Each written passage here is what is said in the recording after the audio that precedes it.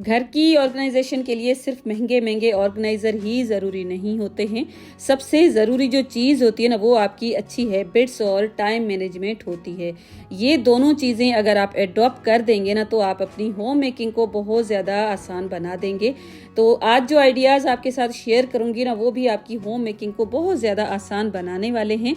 तो वीडियो को मैं अपने किचन से ही स्टार्ट करती हूँ। Hello friends, once again welcome back to my channel. और ये जो किचन का हिस्सा है ना, जो हमारा हुड लगा होता है ना, वहीं पर ही ऊपर जो सबसे ज़्यादा ग्रीसी होता है ना, वही पार्ट है। इसको मैंने काफ़ी दिन से इस्तेमाल किया है, लेकिन इसको मैंने क्लीन नहीं किया है। जब फेस्टिवल सीजन था ना, तभी मैंने इसकी क्लीनिंग की थी, डीप क्लीनिंग। उसके बाद मैंने इसको रहने दिया है। ये भी बिल्कुल फ्रंट पार्ट है, यहाँ पर भी जाकर ग्रीस जमा हो जाता है और इसको क्लीन करना बहुत ज़्यादा मुश्किल रहता है, क्योंकि गैस स्टोव बिल्कुल इसके नीचे होता है, तो पानी भी डायरेक्टली इसके ऊपर आ जाता है। लेकिन आज बिल्कुल आसान सा आइडिया आपके साथ शेयर करूंगी। बिल्कुल 2 मिनट या 3 मिनट में आप इसकी क्लीनिंग कर लेंगे। और यहाँ पर विनेगर तो बिल्कुल ख़त्म हो गया है सिरका, तो इसको तो मैं स्किप कर दूंगी। अगर आपके पास है ना, तो इसको ज़रूर यूज़ कीजिएगा। उसके बाद बेकिंग सोडा के 2 बड़े चम्मच मैंने इसके अंदर डाल दिए हैं, बोल के अंदर। उसके बाद ये डिश वॉश लिक्विड आप ले सकते हैं, और अगर आप चाहें ना तो सर्फ ले सकते हैं, जिससे हम अपने कपड़ों को वॉश करते हैं। तो मैंने ये भी 2 चम्मच के जितना ले लिया है। और उसके साथ साथ इसके अंदर मैंने सिर्फ और सिर्फ गर्म पानी डाला है, और कुछ भी नहीं डालूंगी। और इसके साथ साथ ये जो डिश वॉश लिक्विड है ना, ये भी मैंने डाल दिया है, क्योंकि इसके ऊपर ना मुझे पूरा भरोसा है, ग्रीस है ना बहुत अच्छी तरह से रिमूव करता है। तब मैंने कुछ ड्रॉप्स इसके भी डाल दिए हैं। अब इसको क्लीन करने के लिए हमारा वही पुराना सा ये टूल जो है हमारा स्टील वूल, इसको मैं यूज़ करने वाली हूँ। और बहुत ही आसानी से इसको मैं क्लीन करने वाली हूँ। बिल्कुल भी पानी वानी नीचे नहीं गिरेगा, क्योंकि ये जो मेरा स्टोव है ना, कल ही मैंने इसको क्लीन किया था, तो इसको तो फिलहाल मैं कवर कर दूंगी।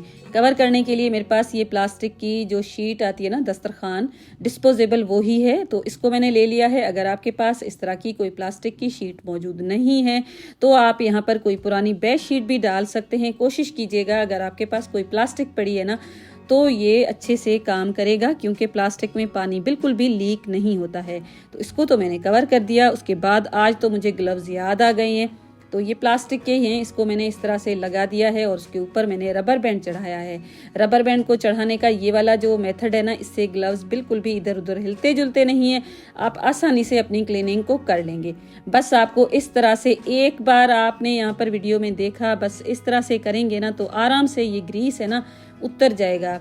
ये डस्ट बिल्कुल भी नहीं है, ये पूरा का पूरा ऑयल के साथ जो ग्रीसीनेस आ जाती है ना, वो ही है। और बस इस तरह से मैंने बस कुछ भी ना कोई केमिकल यूज़ किया है, ना हार्पिक यूज़ किया है, ना कोई महंगा क्लीनर यूज़ किया है। इस तरह से मैंने अपने इस हुड को क्लीन कर लिया।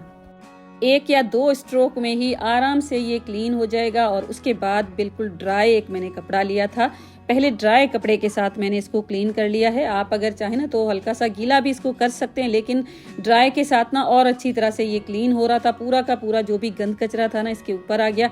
फिर मैंने कपड़े को हल्का सा गीला करके इस पूरे को कर लिया है साफ। रिजल्ट्स आपके सामने हैं, बिल्कुल 2 मिनट में ही नहीं लगे। और जो मार्केट से हम इतने महंगे रेट्स में इनको क्लीन करने के लिए क्लीनर लेते हैं ना, उनकी कोई ज़रूरत ही नहीं पड़ेगी। साइड्स में भी बहुत ज़्यादा ग्रीस जमा हो जाता है, यहाँ की भी मैंने अच्छी तरह से क्लीनिंग कर ली है। अब ये जो ट्रिकी सा एरिया है ना, इसको क्लीन करने के लिए सेम जो लिक्विड मैंने बनाया था, उसी को ही यूज़ करूँगी। उसके अंदर थोड़ा सा और मैंने सर्फ वगैरह ऐड कर लिया था, और स्पंज के साथ मैं यहाँ पर सबसे पहले इस तरह से अप्लाई करूँगी, क्योंकि स्टील वूल के साथ थोड़ी ही क्वान्टिटी में आएगा, तो उतनी अच्छी तरह से क्लीनिंग नहीं होती है। अगर आप चाहें ना तो इसको स्प्रे बोतल में भी भर सकते हैं, लेकिन स्पंज के साथ बहुत ही अच्छी तरह से पूरा इसके ऊपर अप्लाई हो जाता है। उसके बाद बस इस तरह से स्टील वूल को आप वाइपर पे लगाएं और बहुत आसानी से क्लीन कर लें। बहुत ही आराम से क्लीनिंग भी हो जाएगी, ऊपर ऊपर तक इजीली क्लीन हो जाएगा। सारा का सारा गंद कचरा रिमूव हो जाएगा, और आपके हाथ भी गंदे नहीं होने वाले। पानी भी बिल्कुल भी ड्रिप नहीं हो रहा है, तो स्टोव वगैरह बिल्कुल गंदा भी नहीं होगा। और यहाँ पर आप देखें कितनी सारी ये ग्रीसीनेस है ना, पूरा का पूरा आराम से रिमूव हो रहा है। मैंने तो छोटा सा किचन काउंटर टॉप वाला वाइपर यूज़ किया है। अगर आप बड़ा वाइपर यूज़ करते हैं ना, जो आप अपने किचन के लिए ही यूज़ करते हैं, उसी को यूज़ कीजिएगा। उसमें अगर आप यूज़ करते हैं ना, तो नीचे खड़े होकर भी आराम से सफाई की जा सकती है। उसके बाद एक टॉवल मैंने इसी वाइपर के ऊपर लपेट के, तो इस टॉवल को मैंने पहले पानी से गीला किया हुआ था, उसके साथ अच्छी तरह से ये पूरा क्लीन हो गया। जितनी डस्ट वगैरह थी ना अच्छी खासी ये एब्जॉर्ब हो चुकी थी इस टॉवल के अंदर। उसके बाद बिल्कुल एक साफ कपड़ा मैंने लिया है, उसको भी इसी तरह से वाइपर के ऊपर मैंने लपेट लिया है और अब मैं थोड़ा सा पानी के साथ स्प्रे करूंगी ताकि मुझे सेटिस्फिकेशन भी हो जाए कि पानी के साथ भी मैंने यहाँ पर बहुत अच्छी तरह से इसको क्लीन कर लिया है और अच्छी तरह से इस तरह से ये क्लीन भी हो चुका है। जो भी एक्स्ट्रा जहाँ पर भी मिट्टी वगैरह थी वो सारी की सारी इस तरह से रिमूव हो गई है। और ये जो मेरा गैस स्टोव है ना ये भी बिल्कुल ख़राब नहीं हुआ है, क्योंकि अभी ही मैंने इसको क्लीन किया था तो इसके ऊपर भी छींटे वगैरह आ जाते, लेकिन इस तरह से ये बिल्कुल साफ सुथरा पड़ा हुआ है। तो क्लीनर होते हैं ना बिल्कुल सेम ही ऐसा ही काम करते हैं। तो मैं ना इस तरह से ही अपने घर की सफाई कर लेती हूँ, क्लीनर बिल्कुल भी नहीं लेती हूँ। अब ये मेरे पास एक जेंट्स की कॉटन की कमीज़ है और कॉटन जो होती है ना प्योर, उसको हम डोनेट नहीं कर सकते हैं क्योंकि 4-5 वॉश के बाद ये बिल्कुल ख़राब हो जाती है। अगेन इसको पहन नहीं सकते हैं, बिल्कुल ख़राब होने के साथ साथ बिल्कुल ऐसे हो जाता है जैसे फट जाएगी। तो ये भी बिल्कुल पुरानी थी। और मेरे पास एक कमेंट भी आया था कि जेंट्स के जो कुर्ते होते हैं ना उनको ज़ाया करने के हमारे साथ आइडिया शेयर करें। तो ज़ाया करना ही हुआ, क्योंकि इस कुर्ते को ज़ाया होना पड़ेगा, उसके बाद ही हम कोई न्यू चीज़ रिक्रिएट कर सकते हैं। तो यहाँ पर जहाँ पर मैं मार्क लगा रही हूँ ना, यहाँ पर सबसे पहले मैं कटिंग कर दूंगी और इसकी जो मेजरमेंट है ना वो मैं आपको बाद में बताऊंगी। सबसे पहले तो इसको मैंने कट कर दिया है, जो भी आड़े टेढ़े हिस्से थे ना उन सबको मैंने कट करके एक रेक्टेंगल पीस निकाल दूंगी। इसके साथ ना मैंने एक बहुत ही क्यूट सा ऑर्गेनाइजर बनाया है, आई होप आपको भी पसंद आएगा। तो इसको क्विल्ट करने के लिए पहले तो मैंने ये राइस बैग लेकर आई हूँ। राइस बैग बिल्कुल भी पूरा नहीं हो रहा था, तो इस तरह की ये जो प्लास्टिक की शॉपर होती है ना बड़ी सी, यही मैंने ले ली है और इसके 2 पार्ट्स मैं कट कर दूंगी। 2 पार्ट्स भी पूरे नहीं हुए तो थोड़े और मुझे प्लास्टिक के बैग इसके साथ अटैच करने पड़े और इस तरह से रखने के बाद जितना भी एक्स्ट्रा कपड़ा है ना वो फोल्ड करके चारों साइड से मैं सिलाई लगा दूंगी और सेंटर से भी 2 सिलाइयाँ मैंने लगा दी थी। यहाँ पर सबसे पहले तो मैं पिनअप करूंगी, क्योंकि हिलेगा जुलेगा तो सिलाइयाँ ठीक से नहीं लगने वाली। पिनअप करने से बहुत अच्छी तरह से सिलाई भी लग जाएगी और ये जो कपड़ा है ना कॉटन का है तो बहुत ही अच्छा सा एक ऑर्गेनाइजर भी हमारा बन जाएगा। तो सबसे पहले यहाँ पर मैंने पिन्स लगा दी, सिलाइयाँ भी लगा दी और उसके बाद मैंने सारी की सारी पिन्स वापस से निकाल दी। तो यहाँ पर ये मैंने सिलाइयाँ सारी लगा दी हैं और अब इनकी जो मेजरमेंट है ना वो मैं आपको स्क्रीन पे भी बता दूंगी। और इनकी जो फाइनल मेजरमेंट है ना वो है 17 बाय 19 इंच की। जितना बड़ा आपका ये कुर्ता होगा उसके अकॉर्डिंग आप ये ऑर्गेनाइजर बना सकते हैं। मेरे पास ये जो पीसेस है ना इतने ही निकले हैं, तो इतना ही बड़ा ये मेरा ऑर्गेनाइजर बना है। और अब ये दोनों पीसेस एक दूसरे के साथ उल्टे करके रखे हैं और इसकी जो तीनों सिलाइयाँ हैं ना तीनों साइड्स की वो मैंने लगा दी हैं। तो इस तरह से तीनों साइड्स पे सिलाई लगाने के बाद इसके जो कॉर्नर्स है ना वो मैं कट कर दूंगी तकरीबन 3-3 इंच का गैप देकर। दोनों जो नीचे की साइड्स है ना जो 17 इंच वाली साइड है वहां पर बॉटम पे 3-3 इंच का गैप देकर 2 स्क्वायर पीसेस मैंने इस तरह से निकाल दिए हैं। तो बस इसको कुछ इस तरह से कटिंग करने के बाद इसके कॉर्नर्स में मिला के स्ट्रेट सिलाई लगाऊंगी और साथ साथ पाइपिंग भी लगा दूंगी। अब ये कॉर्नर्स के कुछ पीसेस हैं, इसको मैं एक दूसरे के साथ जोड़ के और इसके साथ हैंडल्स रेडी करूंगी। हैंडल्स आप अपने अकॉर्डिंग अगर आप चाहें तो लगा सकते हैं, अगर आप चाहें ना तो इसको स्किप भी कर सकते हैं। तो इस तरह से फोल्ड करूंगी और दोनों साइड्स पे सिलाई लगा दूंगी। और अभी यहाँ पर आप देख सकते हैं ये पाइपिंग भी मैंने कर दी है। पाइपिंग करने के बाद बहुत ही एक मजबूत किस्म का ये बैग हमारे पास रेडी हो जाएगा बिल्कुल नीटनेस के साथ। और इस तरह से अब जहाँ पर ये ऊपर ज्वाइंट्स है ना वहाँ पर ये हैंडल्स में लगाऊंगी। बस दोनों साइड्स पे पक्की वाली सिलाई लगा के दोनों साइड्स के हैंडल्स भी यहाँ पर मैं फिक्स कर दूंगी। तो अब आप अगर चाहें ना तो इस स्टेज पे भी इसको यूज कर सकते हैं, लेकिन मैं इसके फ्लैप्स बनाऊंगी।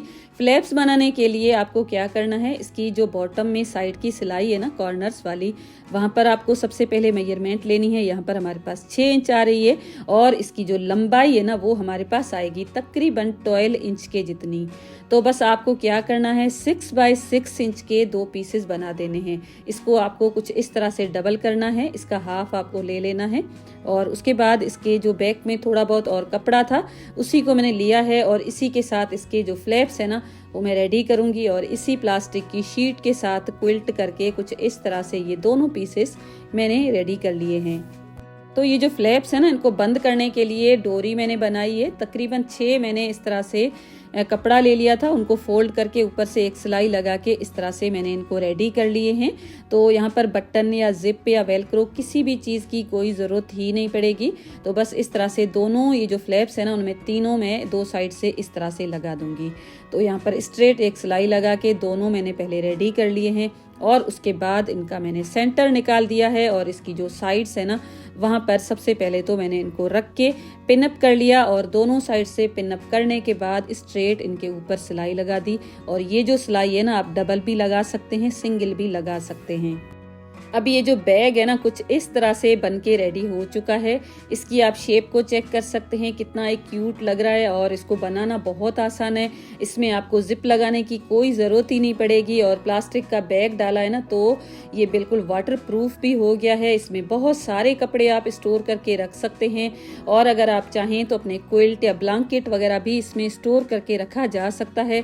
मैं अभी फ़िलहाल अपने ब्लैंकेट्स वगैरह अंदर नहीं रखने वाली हूँ, तो मेरे पास ये जो एक्स्ट्रा कपड़े हैं ना, आप यहाँ पर देख सकते हैं कितने सारे कपड़े थे, सारे के सारे मैंने इसके अंदर डाल के रख दिए हैं। तो इस तरह से बहुत सारे हमारे घरों में कपड़े रहते हैं, उनको हम बहुत अच्छी तरह से थोड़ा सा DIY करके, थोड़ा सा अपना दिमाग लगा के हम अपने घर को बहुत अच्छी तरह से ऑर्गेनाइज कर सकते हैं। आप मुझे कमेंट करके बताइएगा कि इस तरह का बिल्कुल कपड़े के साथ बना हुआ बैग वाटरप्रूफ अगर हम ऑनलाइन लेते हैं तो हमें कितना महंगा मिलेगा। ये तो हमने बिल्कुल ज़ीरो कॉस्ट के साथ बना लिया है। अब जहाँ पर भी चाहें इसको ऑर्गेनाइज करके रखा जा सकता है, अलमीरा में भी इसको ऑर्गेनाइज करके रखा जा सकता है। अगर आप चाहें, जो हमारे घर में पेटी होती है ना, एक बार मेरे पास कमेंट आया था कि जो पेटियाँ होती है ना, उनकी ऑर्गेनाइजेशन के भी हमारे साथ आइडिया शेयर करें। तो इस तरह से कपड़े डाल के आप उसमें भी रख सकते हैं और हैंडल्स हैं तो इनको बाहर निकालना भी उतना ही आसान होगा। यहाँ पर ये जो मेरी स्टोरेज की एक सीट बनी हुई है, इसके अंदर मैंने आपको रख के दिखा दिया है। तो कैसे लगे मेरे आज के आइडियाज़? आई होप आपको आज के आइडियाज़ पसंद आए होंगे। पसंद आए हैं तो प्लीज़ मुझे बताइएगा ज़रूर, साथ साथ वीडियो को तो लाइक ज़रूर कर लीजिएगा।